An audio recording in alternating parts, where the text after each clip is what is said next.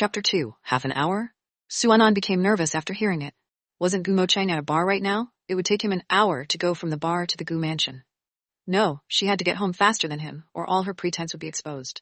If Gu Mocheng sent her back to the Su family to return the goods, she would have slept with nothing. Driver, accelerate. Step hard on the accelerator. Suanan took out the RMB from her bag and handed it to the driver. She had to go back before the Mr. Gu. Suanan got off the taxi and anxiously ran towards the entrance of the Gu mansion. She had changed into a fresh pair of short-sleeved jeans, and her heavy makeup had been wiped off her face. However, the smell of alcohol on her body was too strong for her to smell. Who knew that Gu Mocheng, who was on a business trip, would come back as soon as he said he was going to come back? Who knew that Gu Mocheng, who went to the bar to play, would not find a pretty girl there? Uncle Chen, has Mr. returned? Suanan took a deep breath, opened the door and entered the hall and saw the butler standing at the entrance. Not yet, ma'am. Oh. Suanan heaved a sigh of relief. Without waiting for the butler to continue questioning her, she quickly rushed upstairs. She ran in a hurry, ignoring the summer that had come out of the room on second floor to greet her. Whitey, go play by the poolside. Woof woof woof. It cried out a few times in displeasure and followed Suanan into the room. She took off her clothes, took a bath, washed her hair, and scented them. She washed herself and thought about the Gu family's old master.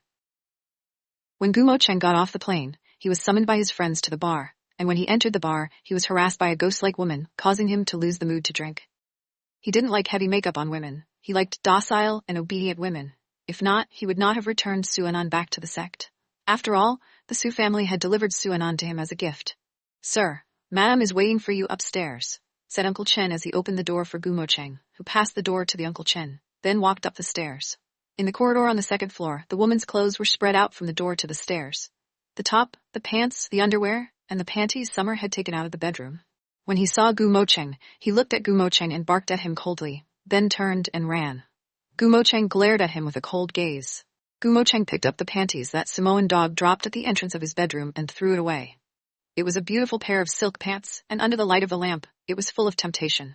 Suanan was confused. She had clearly put all her clothes on the bed and went in to take a bath. She wrapped herself in a bath towel and looked around. She saw Gu Mocheng holding her panties and standing at the door of the bedroom. Suanan purposely wore these beautiful panties for Gu Mocheng to see. An ugly guy holding a woman's panties was disgusting and dirty, but a beautiful man holding a woman's underwear, Suanan saw how beautiful it was and had the urge to throw him down. Gu Mocheng entered and looked up to see Suanan standing in front of him, wrapped in a bath towel. The water on her body had not dried yet and was running down her neck to the whiteness beneath the towel. Under the light, Suanan lowered her head and stood meekly in front of him. This was his new wife, and the old man told him to go to the Su family to propose marriage. He originally wanted to marry the Su families, Su Zihan. Although he was too busy to get his certificate, the Gu family held a simple feast. But he had already fallen asleep, and that was his wife. No matter how angry he was at Su family's boldness, he was too lazy to change it again. The Suanan in front of her was not Miss Su family, so from the Su family's words, he knew that Suanan was very obedient. The wife he wanted was an obedient person.